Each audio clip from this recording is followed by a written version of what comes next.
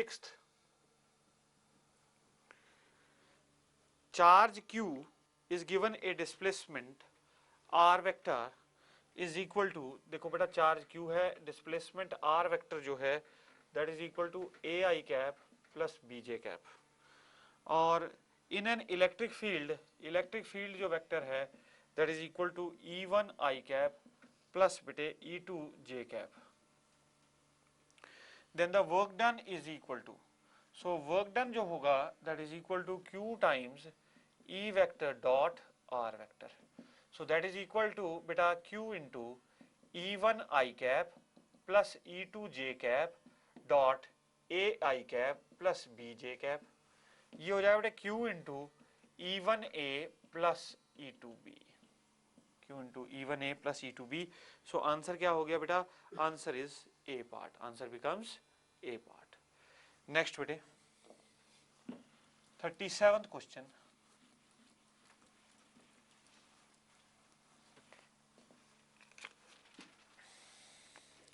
an electron initially at rest is accelerated through a potential difference of 1 volt. The energy acquired by electron is, तो बेटा electron initially कैसा है, rest पे है और उसको एक्सेलरेट किया गया है through a potential of 1 volt, तो एनर्जी एक्वायर्ड, देखो बेटा जो एनर्जी एक्वायर्ड होगी वो किस फॉर्म में होगी, काइनेटिक एनर्जी की फॉर्म में, और काइनेटिक एनर्जी जो एक्वायर की उसने that is equal to work done, so work done by the potential, so work done is equal to kinetic energy is equal to q times v, so that is 1.6 into 10 power minus 19 into 1, ठीक है बेटे, into 1 because 1 volt है, तो 1.6 into 10 power minus 19 joules, so जो work done हो गया या energy acquire होगी that is 1.6 into 10 power minus 19 joules, so answer is B for Bombay, answer is B for Bombay। Next बेटे 38th क्वेश्चन,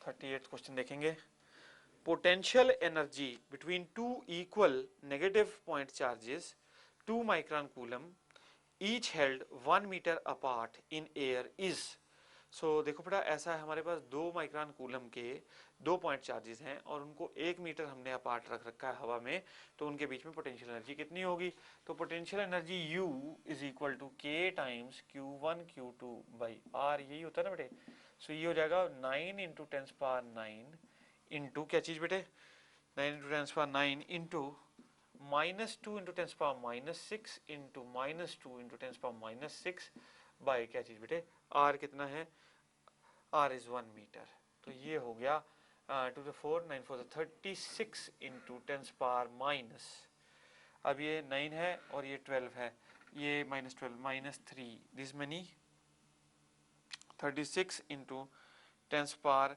-3 जूल्स, या ये बोल सकते बेटे 0.036 जूल्स, तो आंसर क्या हमारे पास है, yes we are having the answer, answer is D for Delhi, answer is D for Delhi. Next बेटे 39th क्वेश्चन,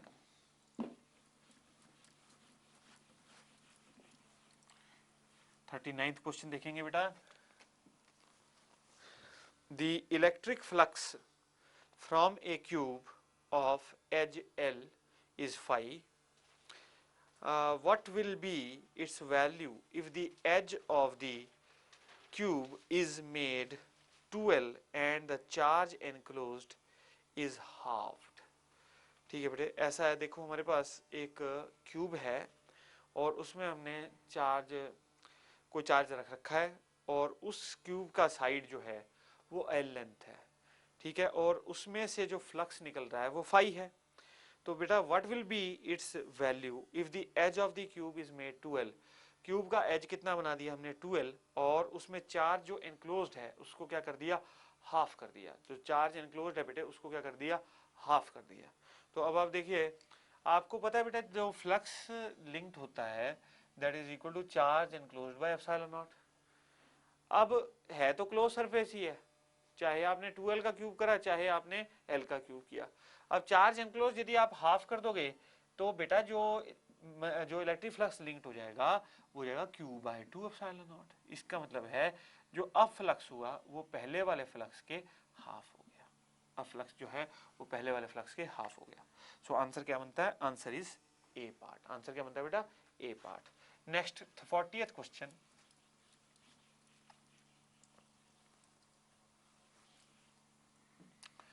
क्वेश्चन, देखेंगे बेटा।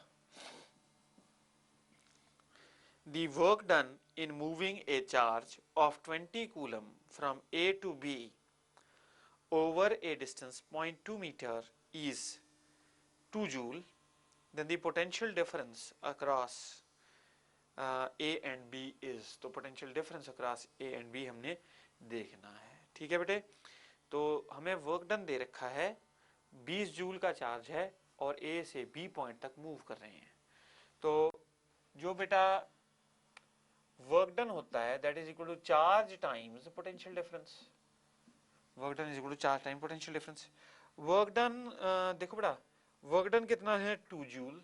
2 is equal to charge is 20 into VA minus VB। So VA minus VB, VA minus VB is equal to कितना बेटे? 1/10, यानी कि 10⁻⁻1 volts. सो answer क्या बनता है बेटा? Answer is D for Delhi. Answer is D for Delhi. Next बेटे 41st question,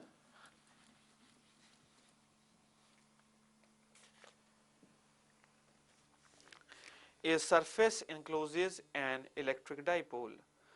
The flux through the surface is, ठीक है बेटे, देखिए एक सरफेस है क्लोज्ड हमारे पास और उसमें एक इलेक्ट्रिक डाइपोल है -q + q। एक इलेक्ट्रिक डाइपोल है, तो हमने पता करना है क्या कि कितना फ्लक्स लिंक होगा इस सरफेस का। देखो बेटा, -q के कारण जितना फ्लक्स एंटर करेगा +q के कारण सरफेस से उतना ही फ्लक्स लीव करेगा। तो flux entering is equal to flux leaving. तो अगर फ्लक्स एंटरिंग फ्लक्स लीविंग के बराबर है तो नेट फ्लक्स कितना हो जाएगा? Net flux will turn out to be 0। So answer क्या बनता है बेटा? Answer is A part. Answer is A part. Next बेटे 42nd question, an infinite line of charge produces a field of 9 into 10⁴ Newton per coulomb at a distance of 2 centimeter. The linear charge density is so हमारे पास क्या है बेटा? एक infinitely long line है और उसके कारण 2 सेंटीमीटर दूरी पर हमको फील्ड दे रखी है। इलेक्ट्रिक फील्ड इज 9 × 10⁴ न्यूटन पर कूलम और हमने लीनियर चार्ज डेंसिटी बतानी है। तो हमने सिंपल फॉर्मूले का एप्लीकेशन है। तो ये रही इनफाइनाइटली लॉन्ग लाइन और यहाँ पर ये पॉइंट 2 सेंटीमीटर दूर, इस पर हमने क्या निकालनी है? इस पर हमने फील्ड देखनी है और लैम्डा देखना है बेटा। Lambda we want to C.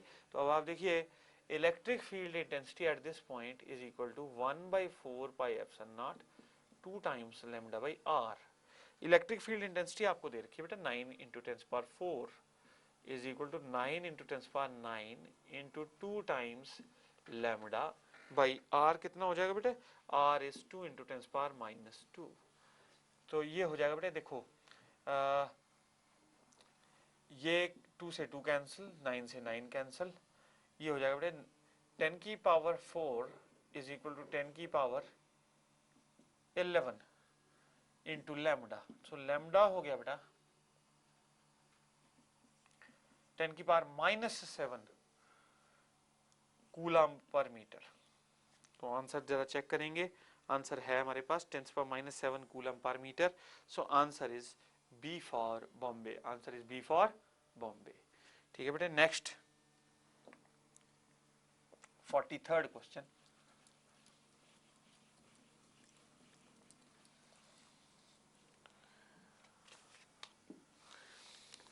three charges 2q minus q are located at the vertices of an equilateral triangle. At the center of the triangle, the field is 0 but potential is non-zero. Field is non-zero but potential is 0. Both field and potential are 0. Both field and potential are non zero. देखो बेटा हमारे पास एक equilateral triangle है और ये रहा equilateral triangle और इस पर यहाँ दो चार्जेस माइनस क्यू और यहाँ पर जो चार्ज है वो है 2q। ठीक है बेटा, ये इक्विलैटरल ट्राइंगल है हमारे पास और इस पे हमने तीन चार्जेस प्लेस कर रखे हैं 2q -q और -q और हमने इसके सेंटर की बात कर रहे हैं। तो centre means the point of intersection of the diagonals, sorry the medians, that is the centroid. Centroid पे हम लोग देखना चाहते हैं इलेक्ट्रिक फील्ड और पोटेंशियल में क्या फर्क है।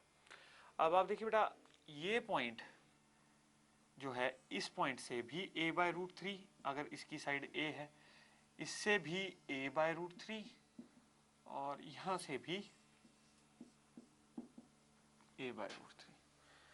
नाउ देखो बेटा इलेक्ट्रिक फील्ड तो एग्जिस्ट करेगी definitely, there will be net electric field. Electric field कैसे होगी, इसके कारण ऐसे, इस चार्ज के कारण ऐसे और इसके कारण ऐसे, इन दोनों का, इन सारों का नेट रिजल्टेंट इलेक्ट्रिक फील्ड तो एग्जिस्ट करेगा ही करेगा। Now what about the potential, देखो बेटा इसके कारण net potential will be equal to -q plus due to -q plus v due to 2q। So this is equal to minus kq by a√3 minus kq by a√3 और plus k times 2q by a/√3। ठीक है, ये हो जाएगा zero. तो इसका मतलब है electric field is non zero but the potential is zero.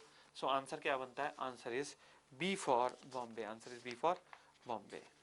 Next देखेंगे बेटा 44th क्वेश्चन। 44th क्वेश्चन,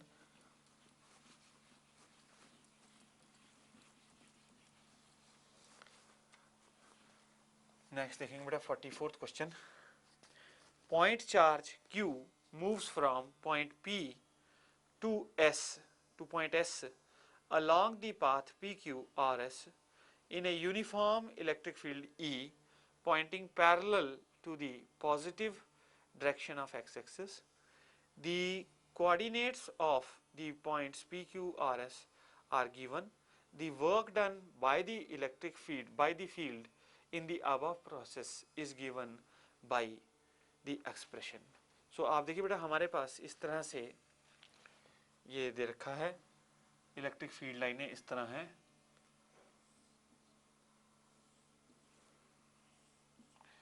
ये होगी बेटा इलेक्ट्रिक फील्ड की डायरेक्शन और हमारे पास इस तरह का चार पॉइंट्स मार्क्ड हैं इस पे बेटा P,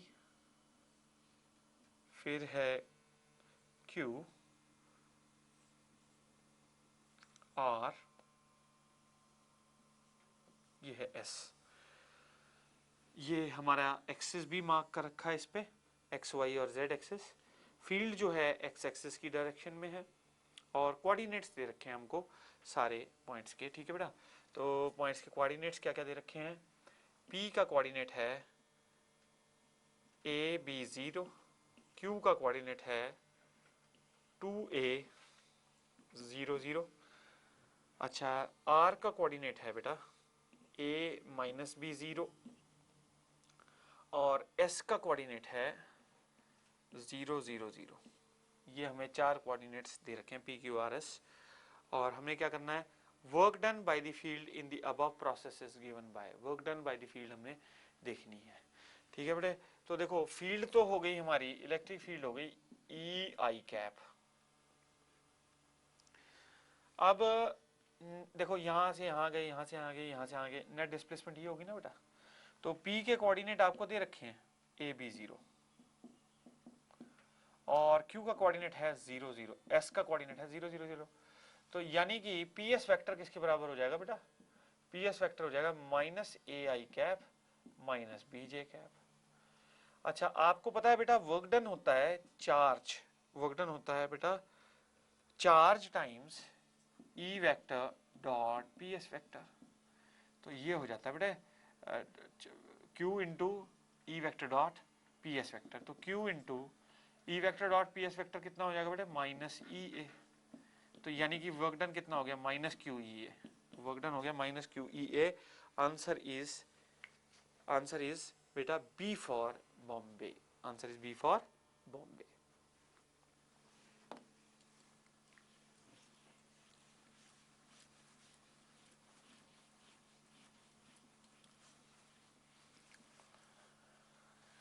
Now 45th question. A positive charge is moved from a low potential point A to a high potential point A. Then the electric potential energy, A part कह रहा है increases, B part कह रहा है decreases, C part कह रहा है will remain the same and D part कह रहा है nothing definite can be predicted. So देखिए बेटा, एक पॉजिटिव चार्ज है, इसको हम लो पोटेंशियल पॉइंट A से हायर पोटेंशियल पॉइंट B तक मूव कर रहे हैं और इलेक्ट्रिक पोटेंशियल एनर्जी का हमने बताना है। सो सुनो बेटा, देखो VB is greater than VA और चार्ज क्या है Q। सो बेटा वर्क डन यानी कि जो पोटेंशियल एनर्जी होती है, potential energy at point A will be equal to Q into VA और potential energy at point B is equal to Q into VB। अब आप देख सकते हैं क्योंकि VB ग्रेटर देन VA है, so potential energy at point B is greater than the potential energy at point A. So potential energy at point B is greater than potential energy at point A. So answer क्या बनता है बेटा? Answer is A part. तो electric potential energy क्या कर रही है? Increase कर रही है।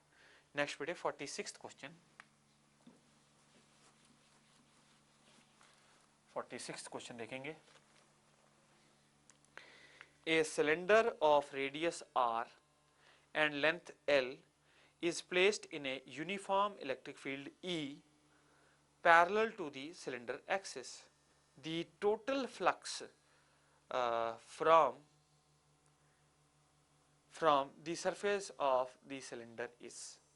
So देखो बेटा, एक सिलेंडर है, रेडियस R है, लेंथ L दे रखी है उसकी, और is placed in a uniform electric field E parallel to the axis of the cylinder. So ये देखिए, ये हमारे पास एक सिलेंडर है बेटे, और ये सिलेंडर का एक्सिस आप जानते हैं ये होता है, और फील्ड लाइंस कैसे हैं? इस एक्सिस के पैरेलल हैं सारी की सारी field lines. Electric field lines are parallel to the axis of the cylinder. तो बेटा देखो, अब वो फ्लक्स की बात करें ना, यहाँ ये वाला जो कर्व सरफेस है, इसका एरिया वेक्टर फील्ड लाइनों के परपेंडिकुलर हो गया, तो इस कर्व सरफेस से फ्लक्स क्या हो गया? जीरो। अच्छा, दूसरा है बेटा, इस सरफेस में जितना फ्लक्स एंटर करता है उतना ही फ्लक्स लीव करता है, तो flux entering is equal to flux leaving, so net flux क्या हो जाएगा? जीरो। सो इसका मतलब है आंसर क्या बनता है? D for Delhi, answer is zero. Answer is D for Delhi, zero. Next बेटे 47th क्वेश्चन।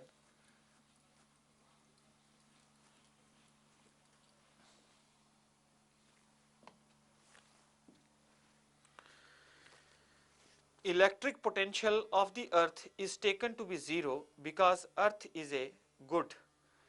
ठीक है बेटे, तो देखो इलेक्ट्रिक पोटेंशियल अर्थ का जीरो लिया गया है क्योंकि अर्थ जो है it is a good insulator, B part conductor, C part semiconductor, D part dielectric. Earth एक अच्छी कंडक्टर है बेटे, इसलिए उसका इलेक्ट्रिक पोटेंशियल क्या है? जीरो लिया गया है। So answer is B for Bombay. Answer is B for Bombay. Next बेटे 48th क्वेश्चन नंबर 48 देखेंगे। Two equal and opposite point charges each of 1 coulomb are placed at a distance of 1 meter from each other. The potential at a point midway between the two charges will be। तो ये देखिए बेटा, एक हमारे पास equal and opposite का मतलब है कि मैग्नीट्यूड तो सेम है बट जो साइन है चार्ज का वो ऑपोजिट है। ठीक है बेटे, सो अब आप देखिए यहाँ से ये -1 कूलम और ये +1 कूलम, और इनके मिडवे पॉइंट पर हमने क्या रख रखा है? मिडवे पॉइंट पर पोटेंशियल पता करना है। ठीक है बेटे, तो देखो मिडवे पॉइंट पर पोटेंशियल मान लीजिए ये a/2 है, ये भी a/2 है, तो मिडवे पॉइंट पर पोटेंशियल कितना हो जाएगा, potential at midway point is equal to K into -1 upon A by two plus K into 1 upon क्या चीज a by 2. So this is equal to 0. So potential at the midway point is 0. Answer is A part. Answer becomes A part. Next bete 49th. 49th देखेंगे अब.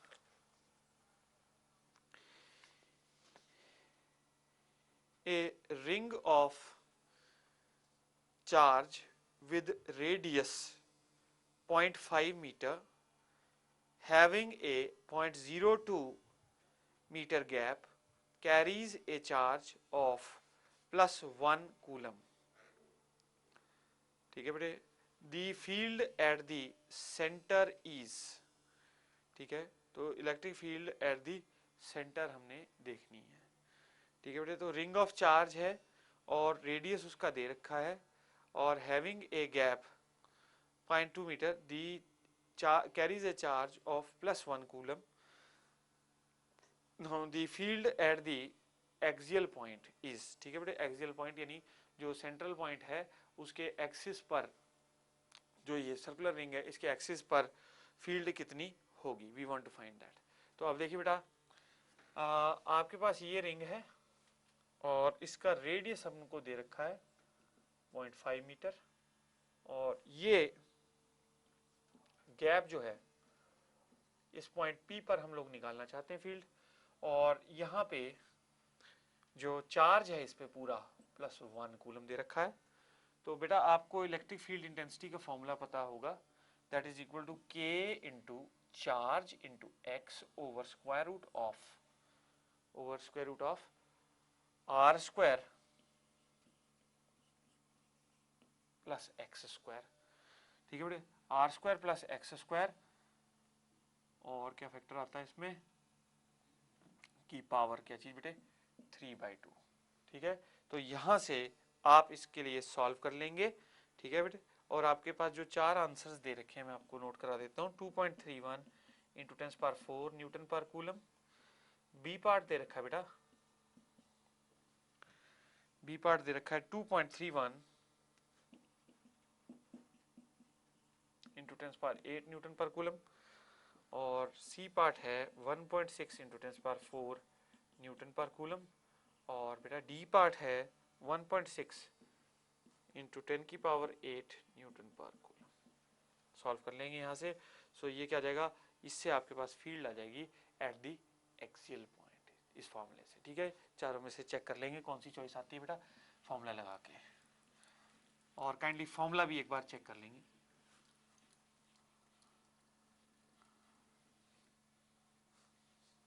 Next question 50th question बेटा. A charge Q is kept at the center of a circle of radius r. If the permittivity of free space is epsilon naught, then the work done in carrying a charge Q along the diameter of the circle will be. ठीक है बेटे. सो Q को हमने कहाँ रखा है, centre पर रखा है सर्कल के और at the centre of a circle of radius r. तो ये देखिए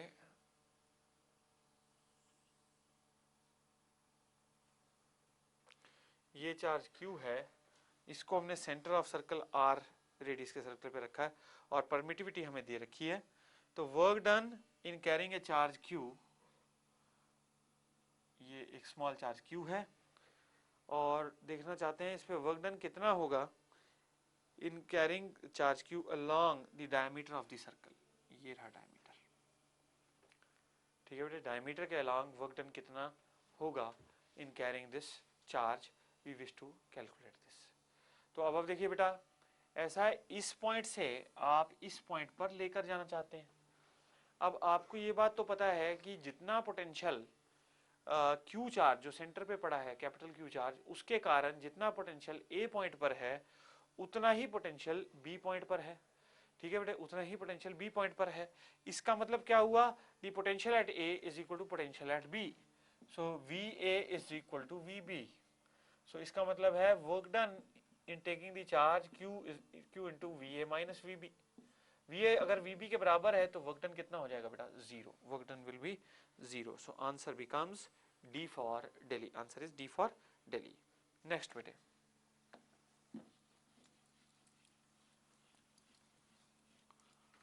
फिफ्टी फर्स्ट,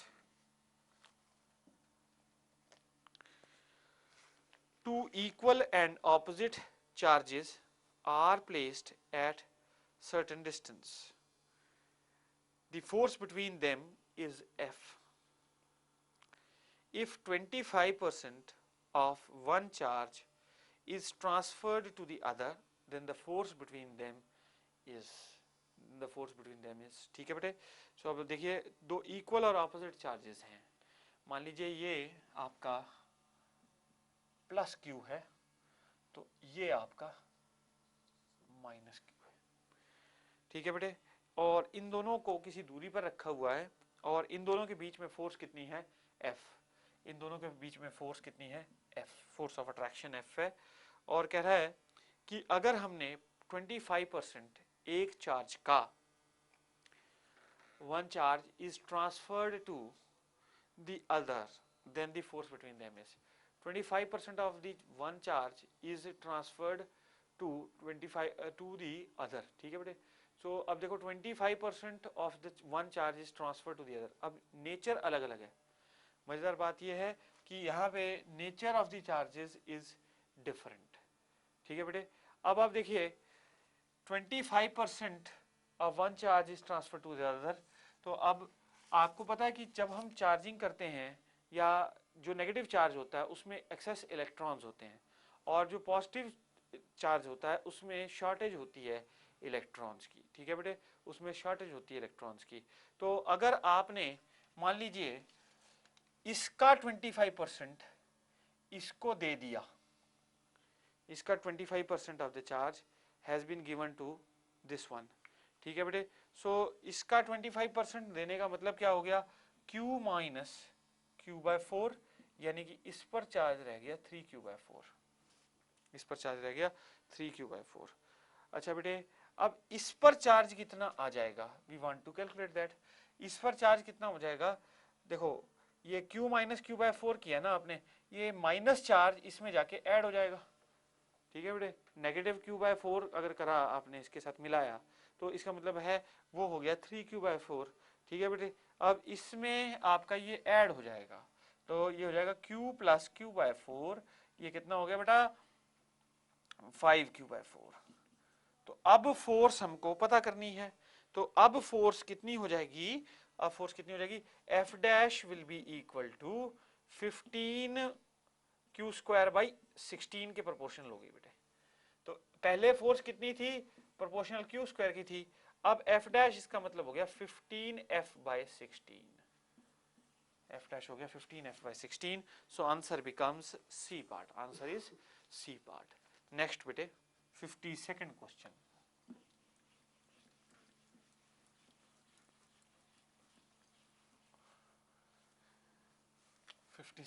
देखेंगे। 1 picocoulomb of charge is distributed on a ring of diameter 1 mm. The potential at the center of the ring is, ठीक है बेटे, 1 picocoulomb, ठीक है बेटे। Now 1 picocoulomb is how much, 1 picocoulomb of charge is 10⁻⁻12 coulomb of charge।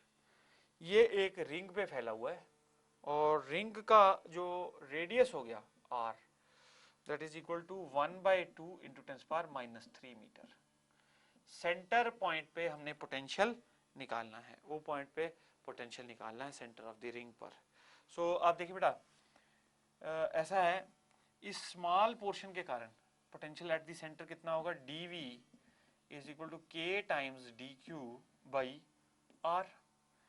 अब net potential अगर आपने निकालना हो, सो बेटा डी क्यू कितना हो जाएगा, डी क्यू को लिख सकते हो lambda into D X by are.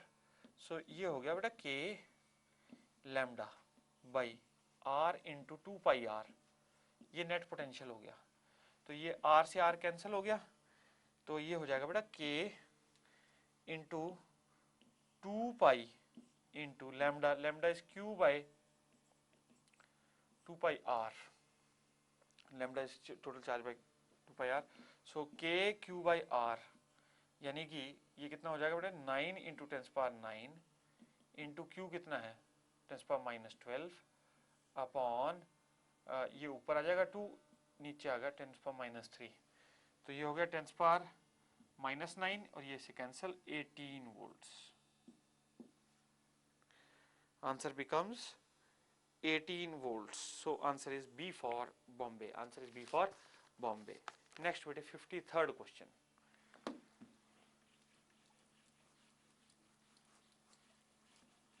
Next देखेंगे बेटा 53rd question.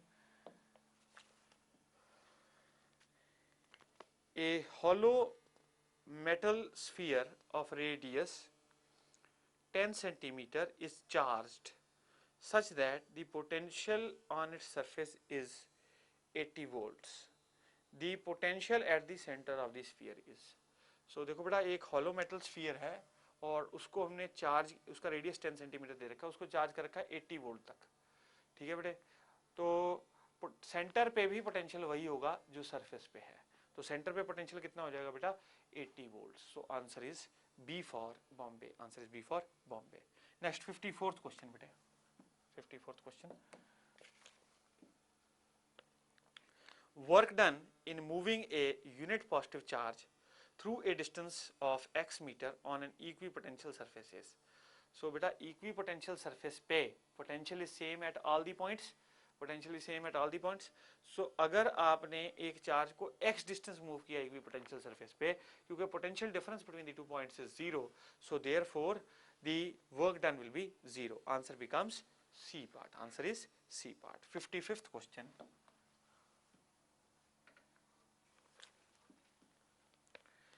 There is an electric field E in the x direction. Electric field E कौन सी direction में बेटे, x direction में.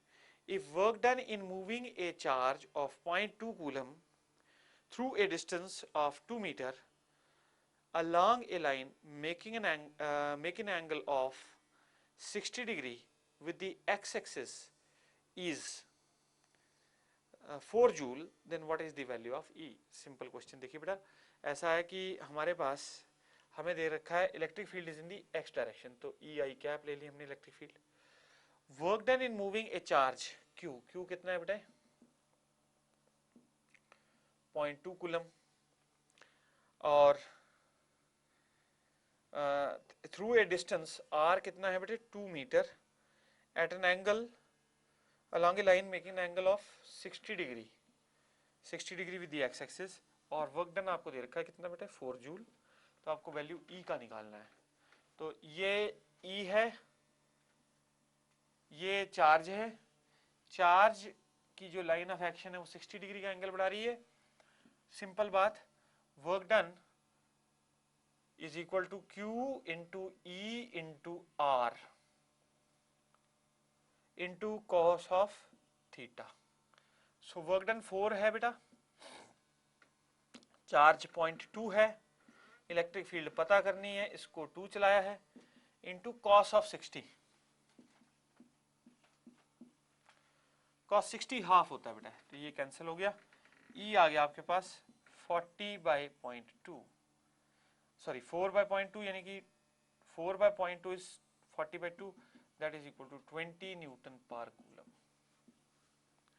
That is equal to 20 Newton per coulomb. So answer हमारे पास A, B, C choice में कोई सा नहीं match करता, so आंसर हो गया D for Delhi, that is none of these. Answer is D for Delhi, none of these. Next बेटे 56th question.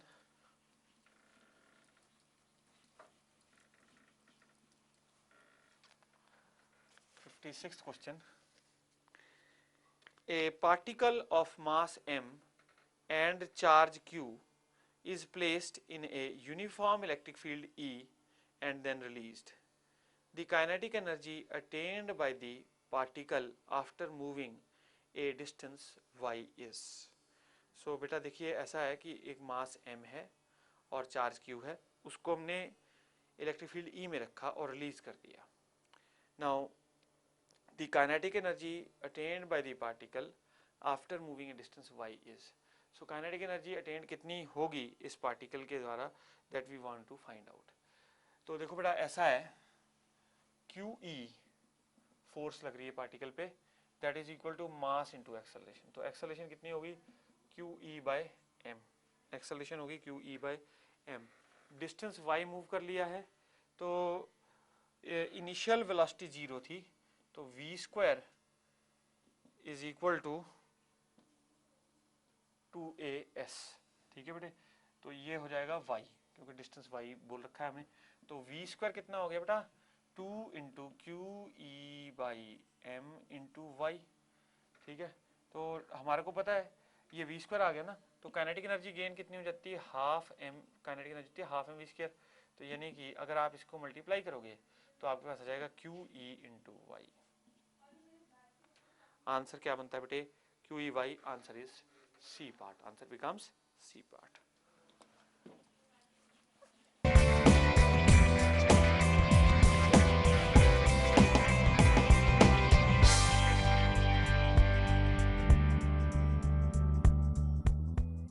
Question number 57. An alpha particle is accelerated through a potential difference of 10 to the power 6 volts. Its kinetic energy will be.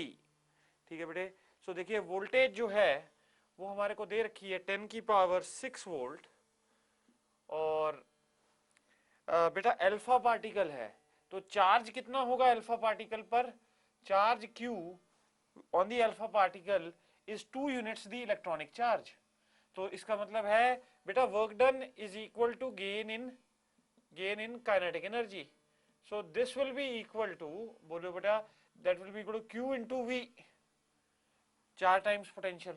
So charge is 2 into 1.6 into 10 power minus 19 into बेटा 10 की power 6 into 10 की power 6. सो ये हो जाएगा, this is 10 power 6 volt, और बेटा alpha particle है, it is accelerated, its kinetic energy will be. So ये काइनेटिक एनर्जी आ जाएगी यहाँ से 3.2 इंटू क्या बेटे 10 पावर, या इसको ऐसा करो मेगा इलेक्ट्रॉन वोल्ट्स में आंसर दे रखा है, तो ये आया जूल्स, दीज मेनी जूल्स. ठीक है बेटे, सो एक इलेक्ट्रॉन वोल्ट जो होता है that is equal to 1.6 into 10 power minus 19 joule के बराबर होता है. अब देखिए बेटा, अब आप अगर इस काइनेटिक एनर्जी या वर्क डन को, work done is equal to gain in kinetic energy, और ये इसको आप अगर supposing you want to convert this into electron volts, तो डिवाइड करोगे तो ये आ जाएगा 2 इंटू 10 की पावर 6 इलेक्ट्रॉन वोल्ट्स, या आप कह सकते हो 2 mega electron volt, 2 mega electron volt. So answer becomes B for Bombay. Answer is B for Bombay. ठीक है बेटे, next 58th question.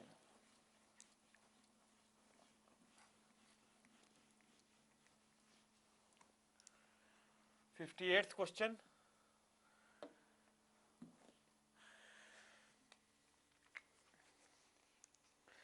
Equal charges are given to two conducting spheres of different radii. The potential will be more for smaller. The potential will be A part be more for smaller sphere, B part more on bigger sphere, C part be equal on both the sphere, D part depends on the nature of the materials of the sphere. So देखो बेटा, हमने दो हमारे पास spheres हैं, उनके अलग अलग radii हैं, उन पे हमने सेम चार्ज दिया है, तो हमने पता करना है कि पोटेंशियल कैसे होगा. ठीक है बेटे, पोटेंशियल किस पे कितना होगा. तो देखो बेटा, पोटेंशियल जो होता है on the surface of a sphere that is equal to Q charge by 4 pi epsilon naught into R. यानी कि potential is inversely proportional to radius. क्यों? क्योंकि चार्ज तो दोनों पे सेम है. तो अगर पोटेंशियल इनवर्सली प्रोपोर्शनल रेडियस हो गया, तो जो स्मॉलर स्फीयर है उस पर जो पोटेंशियल है वो ज्यादा होगा, उसका पोटेंशियल ज्यादा होगा in comparison to bigger one. So the potential will be more on smaller sphere. Answer becomes A part. Answer is A part. Next बेटे 59th question. Next देखेंगे 59th question देखेंगे.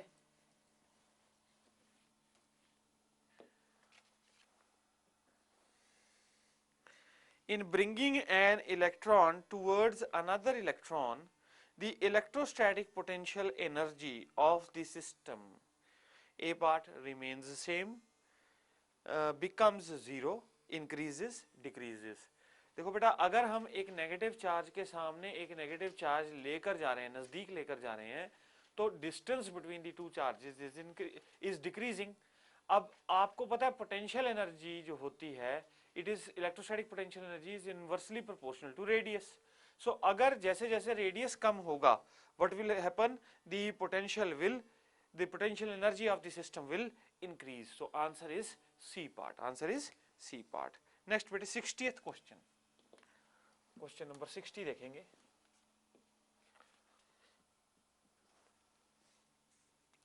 The electric potential V is given as a function of distance x by, देखो बेटा V is equal to 5x square plus 10x minus 4. 5x square plus 10x minus 4. What is the value of electric field at x equal to 1? So value of electric field at x equal to 1 meter. ठीक है बेटा, x equal to 1 meter पर we want to find the value of electric field. So electric field E, आपको पता है negative gradient of potential minus dv by dx. So that means to say minus d by dx of 5x square plus 10x minus 4. ये देखिए बेटा, ये कितना हो जाएगा, minus 10x and plus minus 10. ठीक है बेटा, माइनस 10x माइनस 10. तो अब आप x इक्वल टू 1 पे पता करना चाहते हैं, x की वैल्यू 1 सब्स्टिट्यूट कर दीजिए, इलेक्ट्रिक फील्ड आ जाएगी आपके पास दीज मैनी वोल्ट पर मीटर आएगी. ठीक है बेटा, सो ये आ जाएगी -20 वोल्ट पर मीटर या न्यूटन पर कूलम. सो -20 वोल्ट पर metre. Answer is D for Delhi. Answer क्या हुआ, डी फॉर दिल्ली. नेक्स्ट बेटे 61st क्वेश्चन.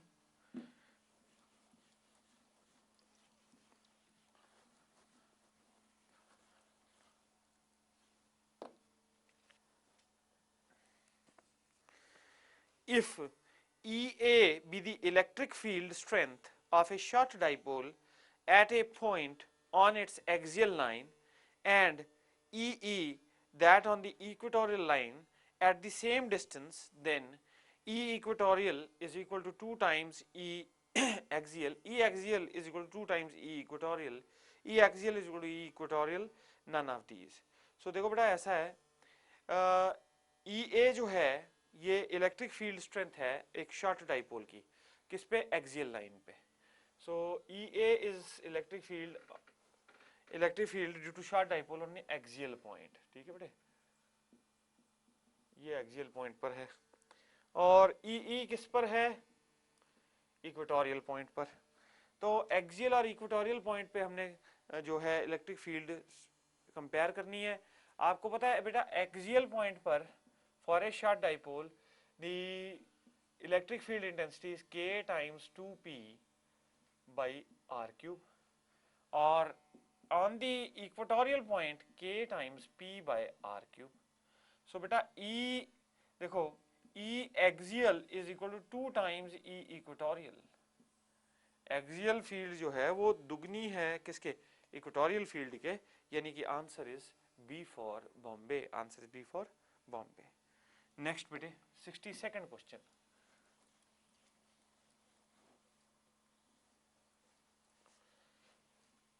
नेक्स्ट देखेंगे बेटा 62nd question.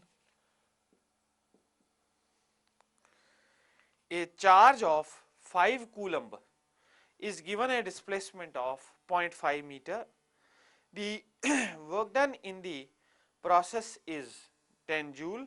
The potential difference between the 2 points will be, सो देखो बेटा एक चार्ज है 5 कूलम का है और उसको हमने डिस्प्लेसमेंट दी 0.5 मीटर की, और वर्क डन जो प्रोसेस में हुआ वो 10 जूल का हुआ, then the potential difference between the 2 points will be, दोनों पॉइंट्स के बीच में पोटेंशियल डिफरेंस कितना होगा, we wish to find out. ठीक है बेटे, सो आप देखिए work done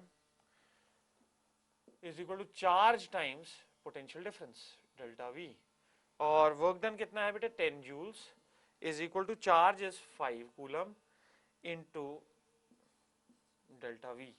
So that means to say delta V is equal to 2 volts. So जो potential difference आया वो 2 वोल्ट का आया, answer becomes D for Delhi, answer is D for Delhi। ठीक है बेटे, नेक्स्ट देखेंगे question 63rd।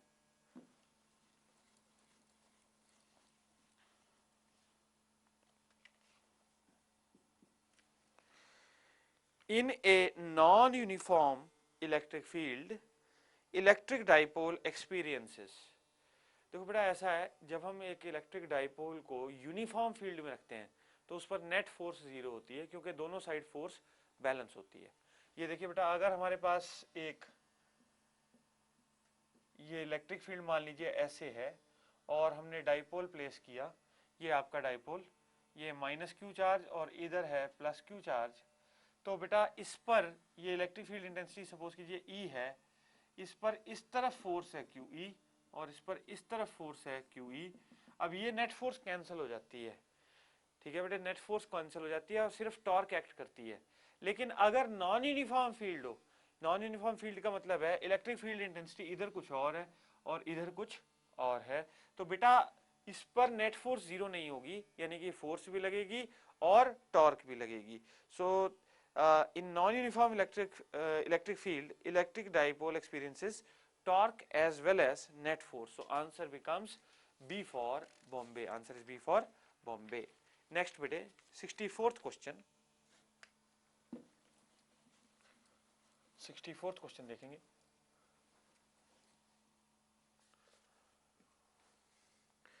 An alpha particle and a proton are accelerated through the same potential difference from rest.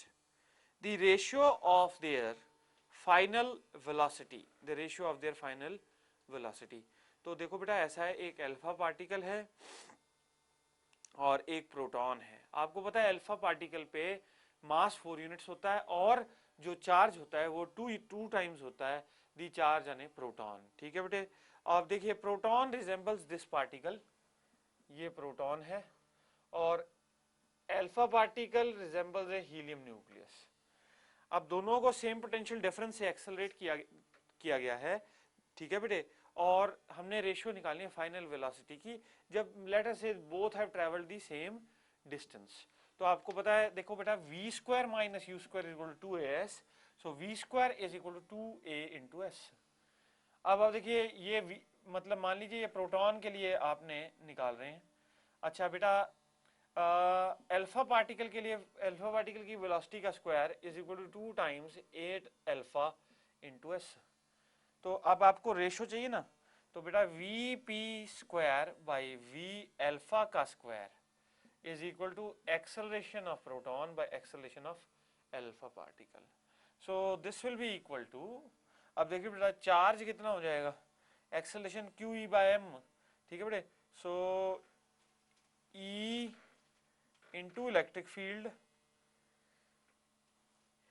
ठीक है बेटे, या इसको बेटा देखिए एक्सेलरेशन ऑफ अल्फा पार्टिकल, ये हमने एक अप्रोच देखी। देखो बेटा work done is equal to charge times potential difference, ठीक है बेटे, work done is equal to charge times potential difference. अब आप देखिए आपको बेटा इसमें निकालना है, सेम पोटेंशियल डिफरेंस सेम है, ratio of the final velocity निकालना है। सो नाउ वर्क डन जो है, any work done is equal to force into displacement, so mass of proton into acceleration of proton into distance traveled by mass of alpha particle into acceleration of alpha particle into distance, ठीक है बेटे, so this will be equal to charge of proton over potential difference, charge of alpha particle over potential difference. So देखिए now बेटा we know that AP by A alpha is VP square by VA alpha square. So mass of proton into VP square by mass of alpha particle into बेटा V alpha का square, that is equal to QP by Q alpha. ठीक है बेटे. अब आप देखिए VP square, यहाँ पे करूंगा इसको solve further. VP square by V alpha का square is equal to QP बाई Q alpha into M alpha by MP. ठीक है बेटे. सो अब देखिए ये बेटा QP बाई Q alpha, charge on A proton 1, alpha particle पर जो चार्ज है दैट इज 4 यूनिट्स, और इनटू क्या चीज बेटे, into mass of alpha particle, sorry ये चार्ज है ना, तो charge on proton is 1 unit, ये 2 हो गया बेटा, इनटू क्या चीज, mass of alpha particle 4 units upon proton का मास सिंगल यूनिट. तो ये आपके पास आ गया 2/1, यानी कि ये Vp by V alpha is equal to √2/1. Answer ये बनता है बेटा. So √2/1. So answer is A part. Answer becomes A part. Next question देखेंगे बेटा 65th question.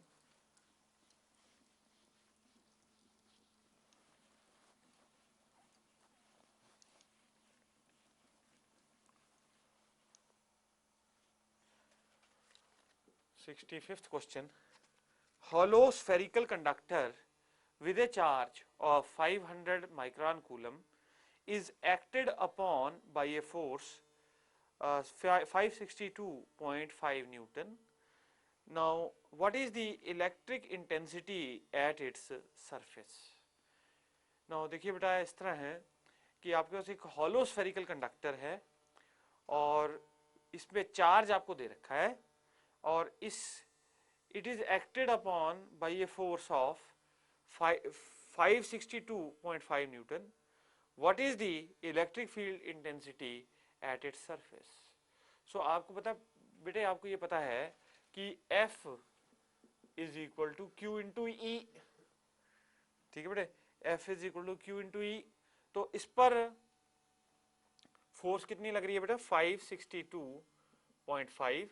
That is equal to charge, charge कितना बेटे 500 into 10⁻⁻6 into electric field intensity E. So electric field intensity E is equal to 562.5 over 5 into 10⁻⁻4. ठीक है बेटे, तो ये हो जाएगा 5 1 जा 5, 5 1 जा 5, 5 2 जा 10, 5 5 जा 25 इंटू क्या जी बेटे 10 की पावर 4 न्यूटन पर कूलम, 10 की पावर 4 न्यूटन पर कूलम. सो ये आंसर क्या बनेगा आपके पास, इसको डिवाइड कर दीजिए 10 की पावर 2 से और मल्टीप्लाई कर दीजिए. इसको ऐसे भी लिखा जा सकता है 1.125 इंटू 10 की पावर 6 न्यूटन पर coulomb. So answer becomes B for Bombay. Answer is B for Bombay. Next बेटे 66th question.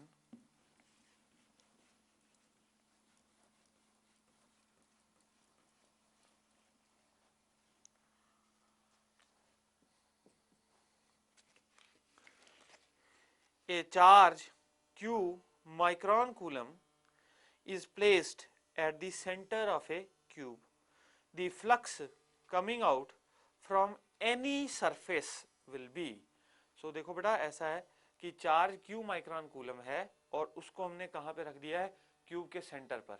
तो किसी एक फेस से हमसे पूछ रहा है कि कितना फ्लक्स जो है वो निकलेगा. ठीक है बेटे, कितना फ्लक्स निकलेगा किसी एक क्यूब से. सो किसी एक फेस से क्यूब के. नाउ देखिए बेटा ऐसा है, फ्लक्स इक्वली डिवाइड हो जाएगा, 6 फेसेस होते हैं और जो टोटल फ्लक्स है that is equal to Q by epsilon naught. Now flux from any one surface, flux from any one surface वो कितना हो जाएगा बेटे, flux from any one surface will be equal to Q by 6 epsilon naught. अच्छा यहाँ पे आपको charge जो दे रखा है Q माइक्रोन कूलम दे रखा है, तो ये हो जाएगा Q by 6 epsilon naught into 10 power minus 6 these many webers. ठीक है बेटे, so answer becomes A part, answer is A part. Next बेटे 67th question,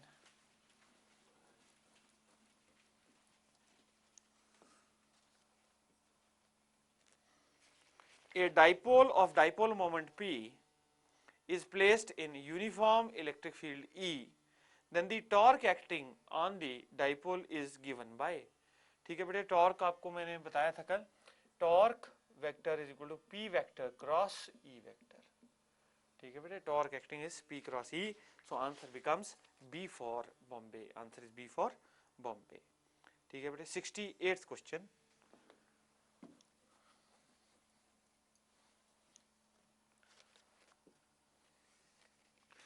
an electric field is given by E vector is equal to y I cap plus x j cap। ठीक है बेटे, these many Newton per coulomb। The work done in moving a charge of 1 coulomb from RA equal to 2I plus 2j। ठीक है बेटे, RA equal to 2I plus 2j metre to RB equal to 4I plus j cap these many meters is। ठीक है बेटे, सो आपके पास electric field दे रखी है और आपने एक कूलम चार्ज को इस पोजीशन से दूसरी पोजीशन पे मूव करना है और आपको वर्क डन निकालना है। ठीक है बेटे, सो देखो वर्क डन कितना होता है, work done is equal to charge into E vector dot RB vector minus RA vector.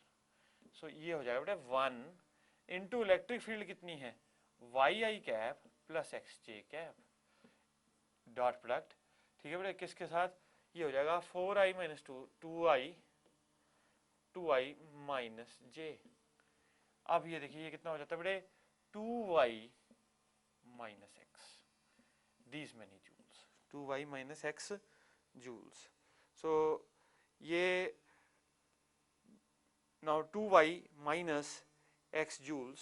ठीक है बेटे, so this is the amount of work done in moving 1 coulomb of charge। ठीक है बेटे, so answer is 2y minus x, 2y minus x।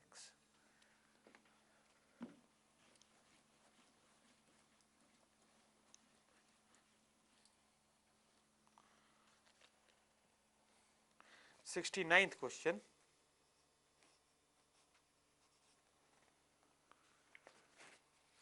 question, given that Q1 plus Q2 is equal to Q, for what ratio Q1 upon Q will the force between Q1 and Q2 be maximum।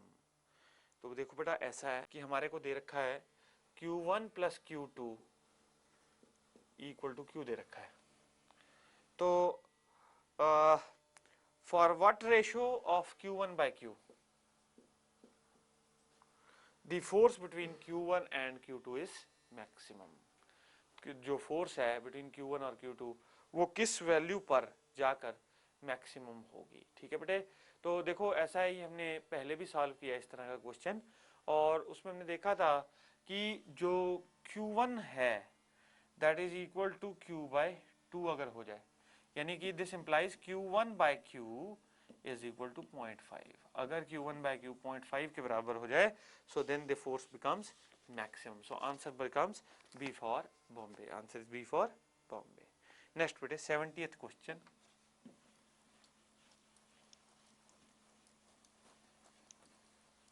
next देखिएगा बेटा 70th question,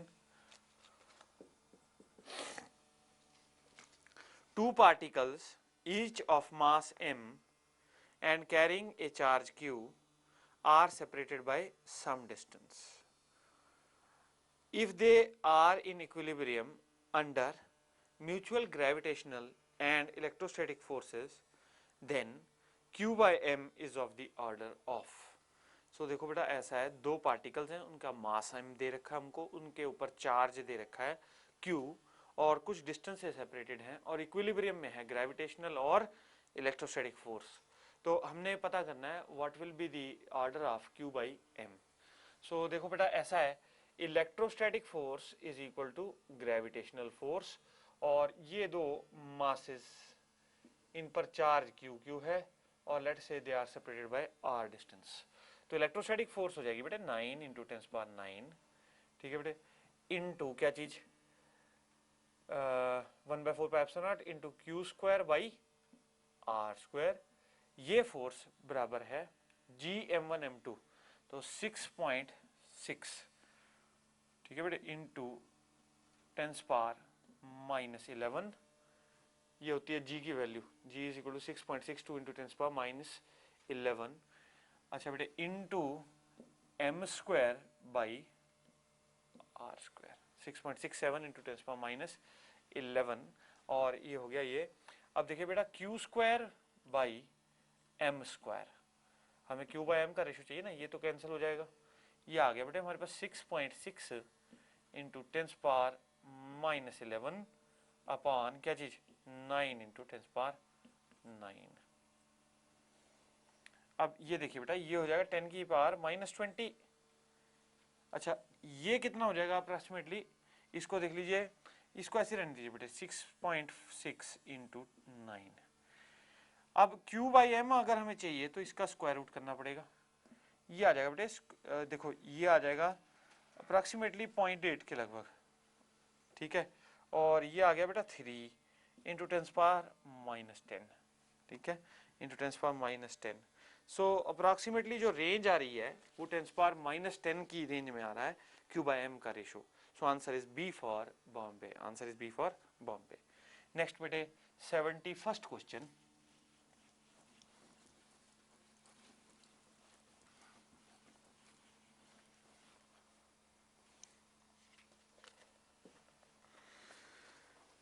the unit of intensity of electric field is, so electric field intensity is force per unit charge, ठीक है बेटे, electric field intensity E is equal to F by Q, this is Newton per coulomb या volt per meter, so answer becomes A part, answer is A part। next बेटे 72nd question,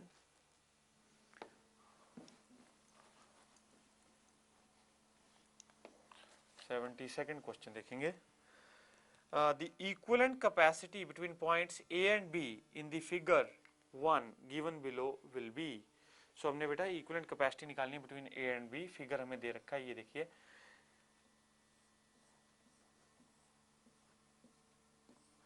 ये A, ये B, ये है 3 microfarad, ये भी 3 microfarad, और ये भी 3 माइक्रोफैरड। अब यहाँ देखिए ये इसके साथ ऐसे अटैच्ड है और ये इसके साथ ऐसे अटैच्ड है। ये तीनों जो कैपेसिटर्स हैं ये बेटा पैरेलल में लगे हुए हैं, all the 3 capacitors are attached in parallel. मैंने आपको पहले भी ऐसा सर्किट कराया है। तो इसका 3 3 3 कितना हो गया, अगर ये तीनों पैरेलल में है, क्योंकि पोटेंशियल डिफरेंस इसके अक्रॉस जितना है उतना ही इसके अक्रॉस है, उतना ही इसके अक्रॉस, तो इक्विवेलेंट कैपेसिटेंस जो हो गई वो होगी 3 + 3 + 3 that is 9 micron farad, that is equal to 9 micron farad। so answer becomes D for Delhi, answer is D for Delhi, ठीक है बेटे। Next 73rd question,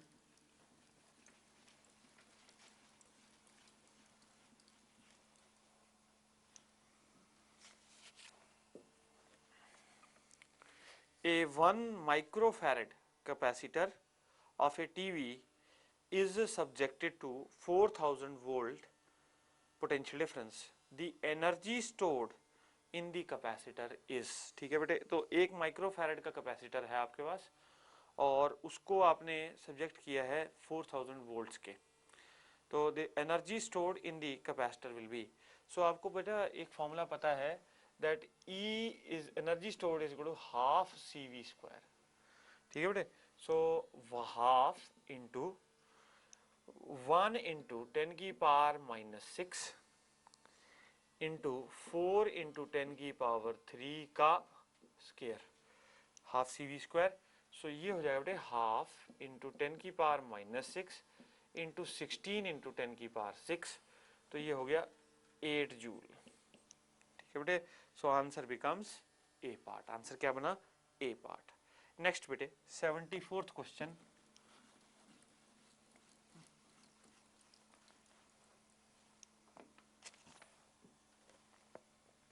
A metal foil of negligible thickness is introduced between two plates of a capacitor at the center.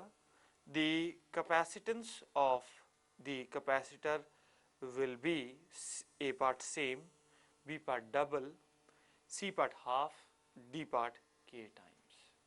So देखो बेटा ऐसा है कि वो हमसे कह रहा है कि हमने एक कैपेसिटर है, एक मेटल फॉइल नेग्लिजिबल थिकनेस की दो प्लेट्स कैपेसिटर के प्लेट्स के बीच में इंट्रोड्यूस कर दी है। ठीक है, तो कैपेसिटेंस पे क्या फ़र्क पड़ेगा? देखो बेटा मैं आपको एक बात बता दूं, अगर हमने जो कंडक्टर होता है ना उसका के इनफाइनाइट होता है।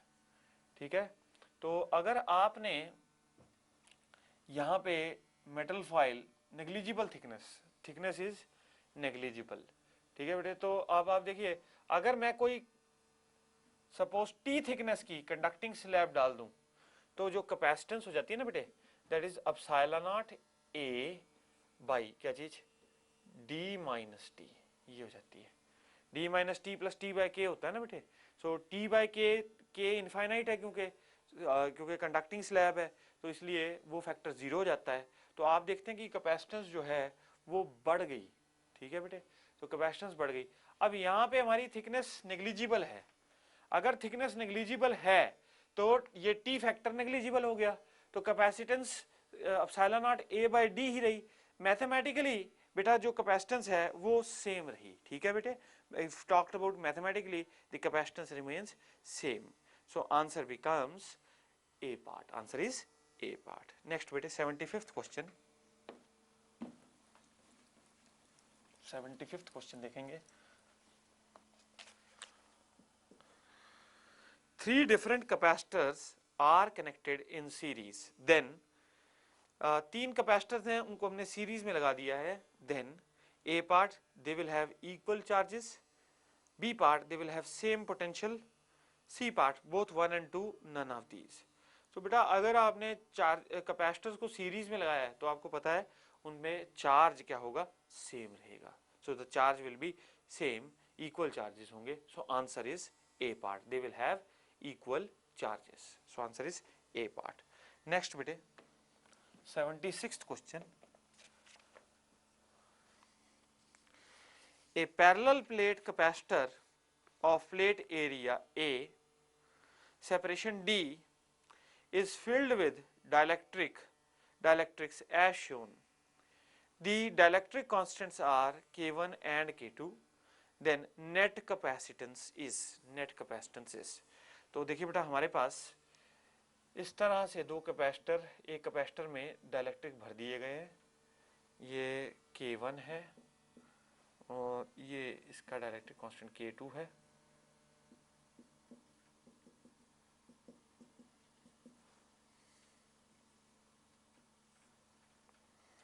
और इनके बीच में दूरी D है, हाफ, यानी ये हाफ इसकी भी D/2। तो अब आपको नेट कैपेसिटेंस निकालनी है। ये बेटा दो अलग अलग कैपेसिटर ट्रीट हो सकते हैं, ये K1 और ये K2। ठीक है बेटा, ये दोनों अलग अलग कैपेसिटर ट्रीट हो सकते हैं। और ये series capacitors, they can be treated as capacitors in series. So you can calculate what C equivalent. So 1/C equivalent is equal to 1/C1 plus 1/C2। So 1/C equivalent is equal to 1 by, अब देखो बेटा epsilon not K1A upon D/2 upon D/2। ठीक है बेटे, सो ये D/2। ठीक है बेटे, epsilon not K1A upon D/2 है ना, तो ये d/2, तो ये अपॉन d/2 है, रेसिप्रोकल लेंगे तो हमारे पास ये आ जाएगा, प्लस क्या चीज बेटे, d/2 times epsilon not k2a, epsilon not k2a। ठीक है बेटे। नाउ बिकॉज हमारे पास 1/c1 प्लस 1/c2 था, और c1 कितना है बेटे, epsilon not k1a upon d/2, तो ये 2 आ गया यहाँ पे। Is it clear? तो जब आप इसका रेसिप्रोकल लोगे तो ये बन जाएगा। अब 1/c इक्वलेंट कितना हो जाएगा बेटे, this will be equal to d/2 epsilon naught a into k1 plus k2 by k1 k2 by k1 k2। सो अब देखिए ये आपके पास क्या बनेगा बेटा, c इक्वलेंट बन जाएगा 2 epsilon naught a by d into k1 k2 upon k1 plus k2। ये बन गई आपके पास equivalent capacitance 2 epsilon naught a by d into k1 k2 upon k1 plus k2। ठीक है बेटे। Next 77th question,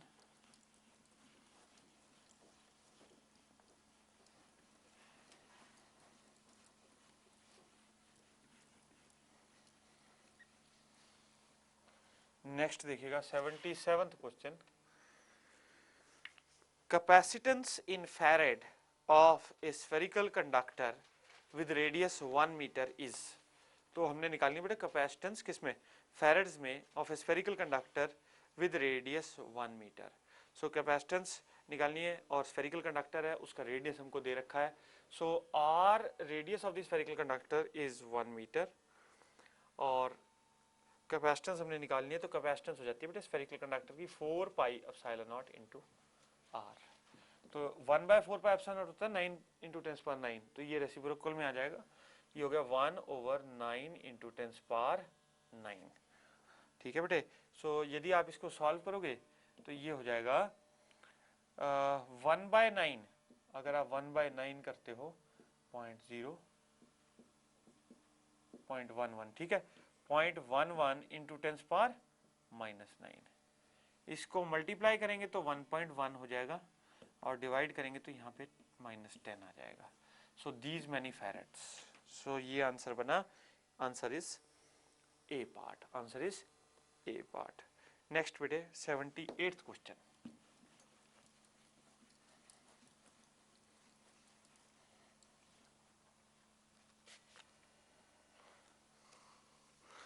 work done in moving a charge of 8 into 10⁻⁻18 coulomb on a condenser of capacity 100 microfarad is।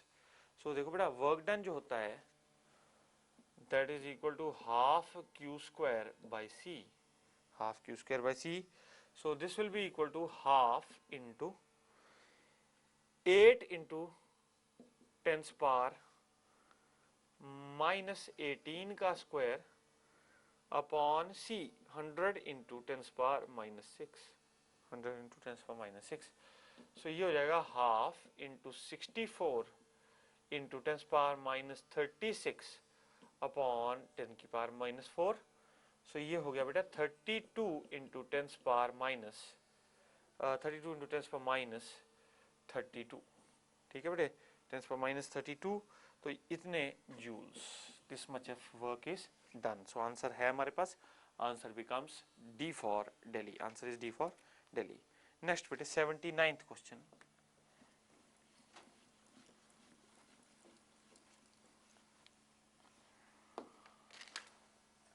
Question number 79 देखेंगे।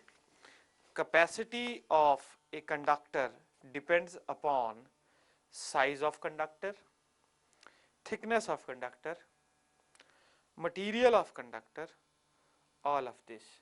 देखो बेटा मैंने आपको एक बात पहले बताई थी कि जो कंडक्टर की ज्योमेट्री है उस पर उसकी कैपेसिटी डिपेंडेंट होती है।